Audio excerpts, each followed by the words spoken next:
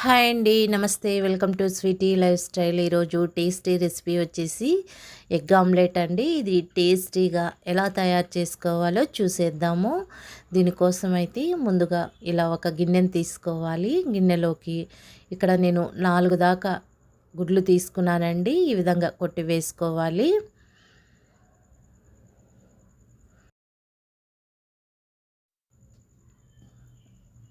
ఇలా అన్ని గుడ్లని వేసేసుకోవాలి.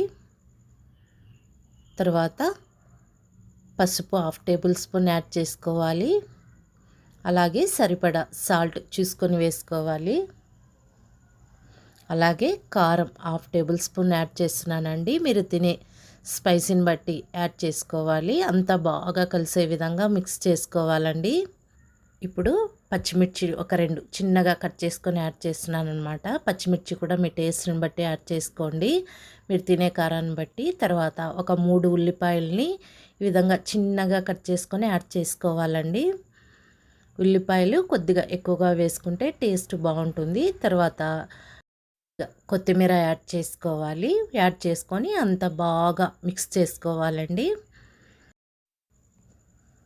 చూడండి, ఈ విధంగా నేను చూపిస్తున్న విధంగా అంతా కలిసే విధంగా మిక్స్ చేసుకోవాలి. ఇప్పుడు స్టవ్ వెలిగించి పెనం పెట్టుకోవాలి. మీరు నాన్ స్టిక్ అయినా పర్వాలేదు, ఏదైనా యూస్ చేసుకోవచ్చండి. నేను నార్మల్ ఇనుప పెనం యూస్ చేస్తున్నాను. తర్వాత ఆయిల్ అప్లై చేసుకోవాలి.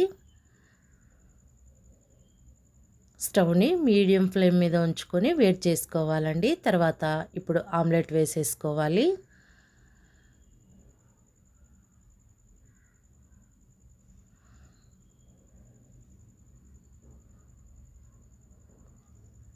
చూడండి, ఈ విధంగా అంత సమంగా వచ్చే విధంగా వేసుకోవాలి.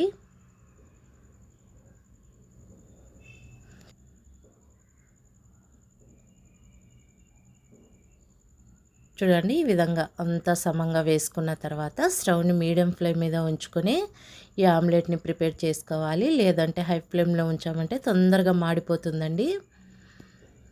పైన కొద్దిగా ఆయిల్ వేసేసుకోవాలి. ఇలా ఆయిల్ వేసుకున్న తర్వాత 1 నిమిషం తర్వాత రెండో వైపుకు తిప్పుకోవాలి. ఈ ఆమ్లెట్ వేగడానికి ఎక్కువ టైం పట్టదండి, తొందరగానే ప్రిపేర్ చేసుకోవచ్చు. చూడండి, బాగా ఎర్రగా ఈ విధంగా గోల్డెన్ బ్రౌన్ కలర్లో కాల్చుకోవాలి. మరి ఎక్కువగా మాడకుండా చూసుకోవాలండి. అంతే, మనకి టేస్టీగా ఎగ్ ఆమ్లెట్ రెడీ అయిపోయిందండి. సేమ్ ఇదే ప్రాసెస్లో మీరు కూడా ఒకసారి ట్రై చేసి చూడండి. ఎగ్ ఆమ్లెట్ అనేది టేస్టీగా వస్తుంది. వీడియో నచ్చినట్టయితే లైక్ చేయండి, షేర్ చేయండి, సబ్స్క్రైబ్ చేయండి. Thanks for watching.